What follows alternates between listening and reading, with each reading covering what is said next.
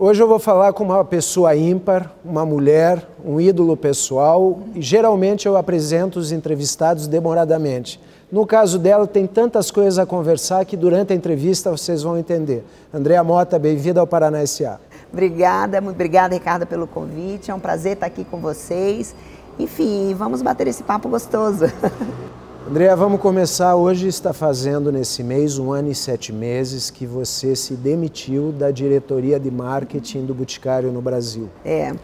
Eu tinha uma atuação, na verdade, já desde 2010 como diretora executiva da unidade de negócio. Então, cuidava de todos os processos. Era uma função de muita responsabilidade, mas que me deu muito prazer, muitas conquistas, foi maravilhoso. Mas também chegou o tempo de mudança, de renovação. Foi um processo pensado aí por uns 7, 8 meses, muita reflexão, e que me levou a essa decisão.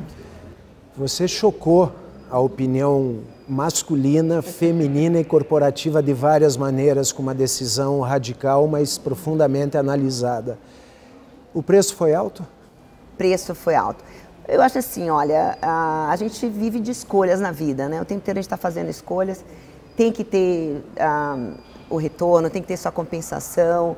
E eu tive uma carreira executiva de praticamente 25 anos, foi uma carreira maravilhosa, de muita ascensão.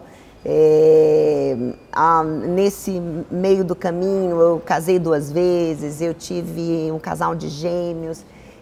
Tudo isso, né, demandou bastante de mim, da minha vida, do meu dia a dia, mas eu estava sempre muito feliz. Mas chegou um momento também de conclusão de metas, isso para mim foi muito importante.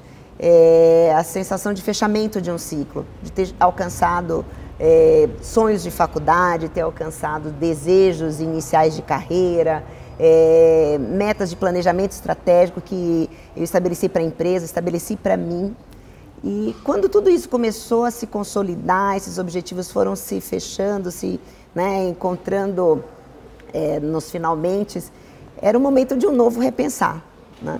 E eu me questionei bastante sobre isso, né? Se eu gostaria de continuar mais 25 anos naquele ritmo, naquela vida, fazendo exatamente aquelas mesmas coisas. E foi que eu me deparei com uma resposta surpreendente que não.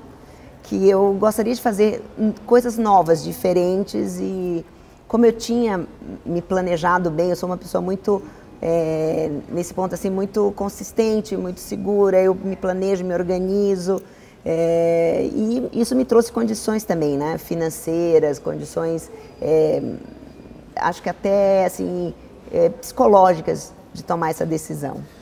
Andréa, você chegou no auge da carreira, num cargo que poucas mulheres, vamos ser realistas, no mundo chegam. O Brasil seria pouco, né? A gente vai para a América do Sul, América Latina e mundo. Infelizmente essa é uma realidade ainda. Já vamos falar também disso. Você foi muito mais corajosa do que muitos homens, porque você conseguiu chegar lá onde muitas sonham e não conseguem nem chegar perto, né? Eu acho que essa coisa do sonho, do objetivo, é lógico que cada um tem o seu, né? Não necessariamente todo mundo tem que correr na mesma direção, e o que é maravilhoso na vida. E eu tinha esse sonho de ser uma grande executiva, de ser uma pessoa de referência, de ser uma pessoa respeitada, conhecida, todas essas questões. Isso, hoje eu trabalho bastante, inclusive, na psicanálise, para entender, né, esses motivos, que me levaram, né, essa motivação toda. E graças a Deus eu fui bem sucedida. Eu consegui estabelecer minhas metas e consegui chegar lá. Mas também paguei um preço por isso, acho que tem toda essa troca, né? Então eu também não julgo nem recrimino ninguém se não tem a coragem de fazer A ou B, né? Fazer escolhas X ou Y, cada um tem seu método de vida, seu jeito de encarar as coisas, depende de cada um. O que eu tenho aprendido muito assim, ó, desde que a gente esteja bem com a gente mesmo, apaziguada, feliz, isso é o que importa, né? Qual que é o seu propósito de vida, como você se vê no papel dessa existência maluca nossa, né, onde muitas vezes não dá tempo para nada, você criou e foi buscar o tempo, radicalizando a decisão estratégica da sua vida. O que hoje a Andréa entende como missão de vida e propósito?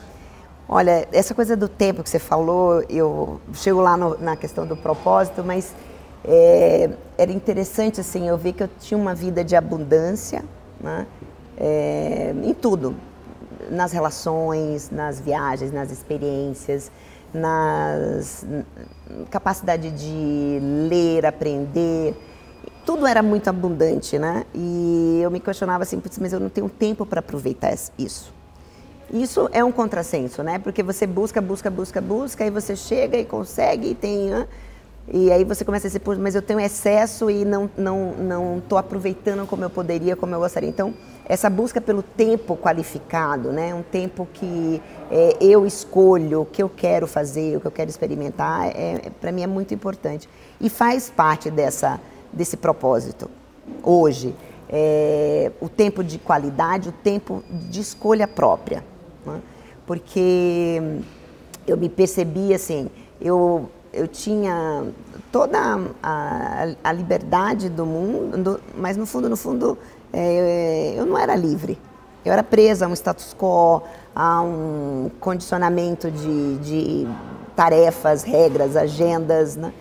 E isso foi me dando um certo incômodo, né? Então hoje o meu propósito é simplificar bastante a vida. Eu encaro que eu tinha uma vida extremamente complexa, né? E ao trazer simplicidade, não é desprezar coisas, mas é fazer escolhas naquilo que é relevante para mim, sabe? Que eu gosto de ver, de viver, de experimentar. Há 2 sábados atrás eu experimentei isso com minha filha, vamos passear no parque, levar os cachorros para passear. E eu olhei assim e falei, não tenho um compromisso, uma agenda, algo que me impeça, que depois eu tenho que voltar para ler e-mail. Nem fazer relatório depois. Fazer relatório. Eu fui tranquila passear no parque. Então, e estava com ela, estava vivendo aquele momento mesmo. E isso para mim é um luxo, algo de extremo valor hoje na minha vida. Então, que resgatou. Eu estou resgatando. É um processo, não está... Diria para você que não está concluído, né? Não é a decisão que faz a mudança. A decisão é o início da mudança, né? Isso para mim é bem importante.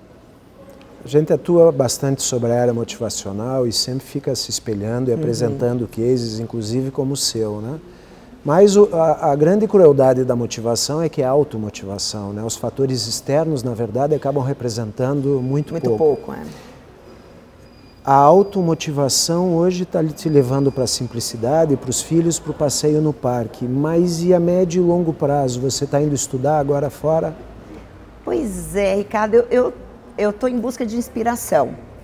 Eu vou te falar, eu achava que 1 ano era mais do que suficiente para eu um ano relaxar, sabático. um ano sabático, como um período sabático de parar, refletir e tomar novas decisões, fazer novas escolhas. Mas não é, eu estou aprendendo que o tempo é muito relativo, né? E muito desse 1 ano e 7 meses, eu também tenho me dedicado a me desintoxicar, ou seja, efetivamente sair do universo que eu me propus a romper, né? O modelo de vida, o processo de vida que eu me propus a romper. Então, tenho o afastamento. Esse afastamento também leva tempo, desde que seja para fazer como eu fiz a minha escolha, né? De uma coisa muito consistente, muito verdadeira e tal. Então, sofri bastante, muitas tentações nesse período de voltar para o mercado, de voltar a fazer coisas que eu estava habituada e confortável em fazer. Mas não é o que eu E para voltar pretendo. Você dita regras, não recebe regras? Pois é, então isso seria vantajoso até, mas não é o que eu quero mesmo. Então eu estou indo assim estudar fora, porque além o estudar fora para mim tem a possibilidade de viver uma experiência de vida também com os meus filhos, com meu marido, quer dizer, uma experiência de vida para a família, uma oportunidade para as crianças e encaixar isso tudo com um estudo de algo completamente diferente do que eu estava habituada a fazer. É como se fosse usar o outro lado do meu cérebro, sabe?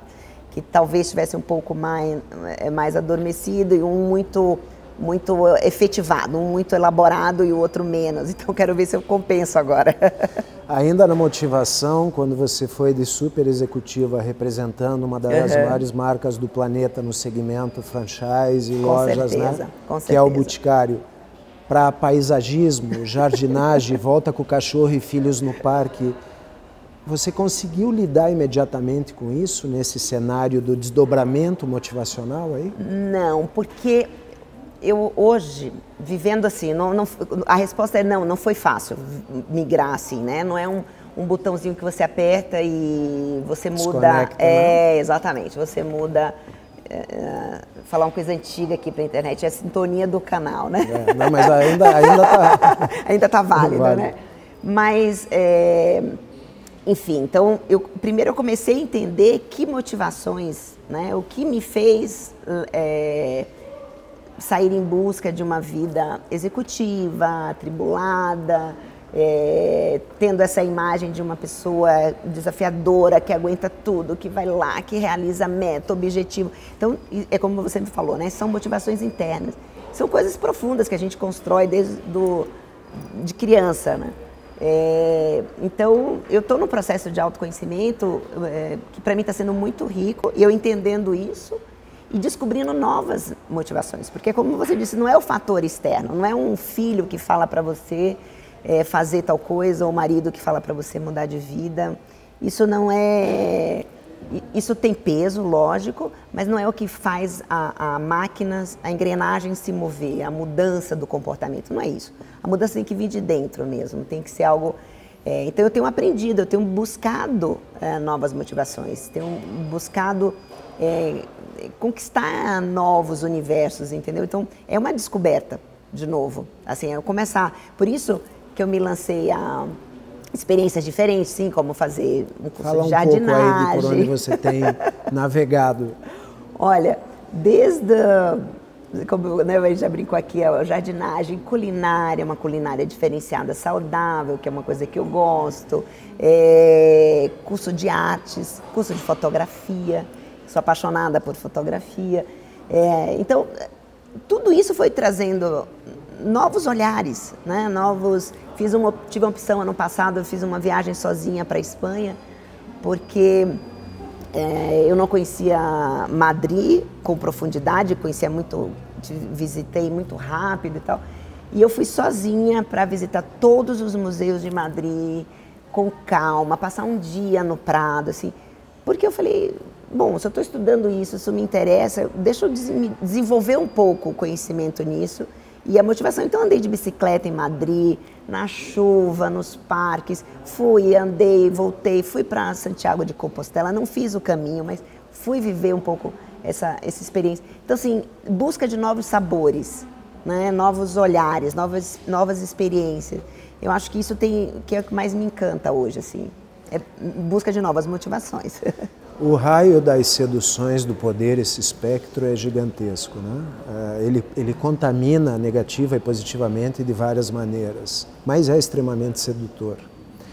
Hoje, quando você não está mais liderando N diretores, N funcionários, N franquias, quando não está lá no São Paulo Fashion Week, como eu te vi atuando, trabalhando, inovando, criando, dirigindo marcas, representando, dá saudades, sente falta ou já equalizou? Não, hoje está equalizada, mas foi difícil, porque ao longo do meu processo decisório, não o processo de mudança, a consolidação, né? Mas eu refleti bastante sobre isso. Porque além do poder ser muito sedutor, né, e o poder lhe proporcionar muitas coisas, às vezes o poder proporciona mais coisas do que o dinheiro, do que a condição financeira em si, né? Uhum. Então, o poder, as relações, as amizades e tal. Então, ao olhar para aquilo que eu estava vivendo, onde eu estava inserida, né? Que também tem o lado negro da bajulação, né? Do excesso, das falsas amizades, tem de tudo, né? Então tem o seu glamour. O teu sobrenome então, vira o CNPJ exatamente, da marca que você representa. Lógico, e ainda tinha uma marca maravilhosa, super querida pelo Brasil afora, uma empresa do setor de beleza que já traz todo esse glamour, O mundo da beleza traz isso, o mundo da moda, do cosmético, da perfumaria, tudo isso junto é muito sedutor, é muito fascinante, né? Então já tinha isso agregado. E eu olhava e dizia, você trouxe o exemplo do São Paulo Fashion Week, que foi uma coisa que comecei a negociar lá atrás com Paulo Borges, foi uma situação interessante, desafiadora, então ainda tinha um amor por aquilo ali. E eu dizia, não, vou testar e não ir no primeiro São Paulo Fashion Week para ver como eu me sinto, né? Abrir uma Caras e eu não estou lá dentro, sei lá, uma revista qualquer, uma foto e eu não estou presente. Então fui testando isso. O fato de não ter uma secretária que resolva tudo para você na sua vida em todos os instantes. De não ter aquelas pessoas te ligando, te procurando e você não ser mais tão vista, né, no mercado. Então isso tudo eu fui me preparando, né? Mas não é fácil de jeito nenhum e eu acho que às vezes muitas pessoas se seduzem por isso e ficam cristalizadas nisso, né? Porque é difícil fazer largar isso, né? Abrir mão disso. E ainda eu hoje, enfim, atuo de formas diferentes, mas ainda recebo muitas ligações, muitos contatos, muitos amigos. Mas você sabe que a parte boa da história para mim é assim, eu sempre fui uma pessoa que me preocupei muito com a consistência da minha imagem, consistência de quem eu sou. Então, o que eu percebo, que eu pelo menos estou experimentando, assim, as pessoas não se afastaram de mim, não, né? A gente fala assim, os amigos de verdade ficam e tal, mas assim, eu tenho ainda muita interlocução com muita gente da minha fase de trabalho como executiva e tal, e a coisa ficou gostosa, ficou menos excessiva, menos glamourosa, menos show-off, mas ficou mais consistente, mais verdadeira, né? Então tem um preço bom depois. Né, você vive isso, e depois tem um momento mais de dor e sofrimento, sendo bem honesta aqui com você, com o seu público, que eu sei que a proposta é essa da conversa, mas depois tem uma outra etapa que vale muito a pena, que é a que eu estou vivendo agora, assim, uma coisa mais sólida, mais consistente. Ao fim do dia, é questão de orgulhar-se ou não, né? Dá para ver que você está orgulhosa. Eu tô, olha, tem sido uma luta, né? Comigo mesmo, não com ninguém. O meu marido falou comigo muitas vezes assim olha, você vá com calma porque você está mudando a sua vida, mas não queira mudar a vida da família, radicalizar, né, tudo em todos os momentos. E isso foi bom para mim também, foi um freio, né, dizer assim, não, calma, é o seu momento, é a sua vida, é a sua escolha, você está mudando, vamos tentar manter Tanto que há poucos dias eu fiz essa pergunta às crianças, como é que tem sido a mamãe, né? Em casa, vocês têm gostado mais ou menos? Aí minha filha, eu tenho gostado mais. Aí meu filho olhou para mim, posso ser honesto? Eu falei, é esse o objetivo da conversa? Ele falou, não tenho gostado muito. Eu preferia quando você estava trabalhando. Eu, sério? Ele é porque você começou a controlar a nossa comida, os nossos horários. Então, isso também muda, né? Eu não tinha uma atuação tão frequente dentro da casa. Tinha uma casa muito bem administrada, meus filhos são muito saudáveis psicologicamente, são crianças felizes, têm bom desempenho na escola e tal, são alto astral. Mas eu estava muito ausente, né? Tinha um volume de viagens internacionais e passava muito tempo fora, e agenda muito insana, ocupada. Momentos críticos, assim, de eu passar, eu lembro uma vez, 10 dias em Marrocos, entre Marrocos e França, quando eu voltei, no dia seguinte, cheguei à noite, no dia seguinte eu tinha uma viagem. No aeroporto, já tinham levado para você. E na hora eu, carregando a malinha, minha filha estava se trocando para natação, mas ainda não tinha colocado o maiô, ela saiu enlouquecida, grudou em mim, na minha perna, e a babá veio e me ajudou, tirou, conversamos e tal, e aí a babá ficou abraçada com ela e eu saí, dirigindo para o aeroporto. Então, assim, fui derrotada, né? São emoções difíceis, né? E eu não acho que é uma prerrogativa hoje da mulher. Eu vejo meu marido, ele também sofre bastante com essa... Ele viaja muito também, a vida dele é empresarial. Mas, assim, são momentos da vida que você vai levando, são escolhas que você faz, até chega um momento que você acha que não é mais daquele, não deve ser mais daquele jeito. Vira deve uma mudar. balança. É uma balança, você está o tempo inteiro pesando. Eu, por muito tempo, né, as crianças estão hoje com 10 anos, então praticamente elas estavam com 8 anos e meio. Esse processo todo de crescimento deles, eu busquei estar muito próxima, então a escolha era, eu teria vida, né, após o trabalho, ou eu, né, como pessoa, ou era como mãe, então era essa a escolha, basicamente. Então eu tinha uma vida muito ativa como mãe, porque eu queria ter um modelo de sustentabilidade de que as duas funções eram completamente factíveis e tal. E foi, eu não me arrependo hora nenhuma. Mas chegou um momento que eu fiz uma escolha e fiz o contraponto da balança. E disse, não, agora eu não quero ficar nessa luta que eu dizia sempre que eu vivia uma relação de débito e crédito. Ora eu estava com crédito, né, na família, ora eu estava em débito. Aí eu tinha que resgatar meu crédito e aí assim... Então eu vivia nesse eterno equilíbrio, busca de equilíbrio, né? E esse foi apenas o final, apenas o primeiro bloco com a Andréa Mota. Voltamos semana que vem com a parte 2.